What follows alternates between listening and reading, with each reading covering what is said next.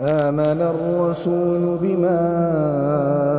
أنزل إليه من ربه والمؤمنون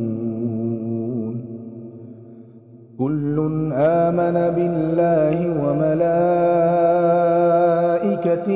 وكتبه ورسله لا نفرق بين أحد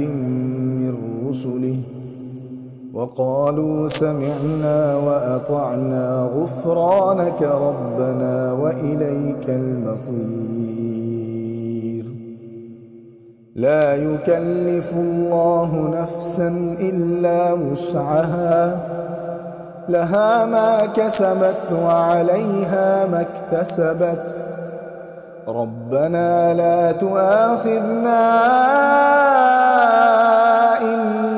نسينا أو أخطأنا ربنا ولا تحمل علينا إصرا كما حملته على الذين من قبلنا ربنا ولا تحملنا ما لا طاقة لنا به واعف عنا واغفر لنا وارحمنا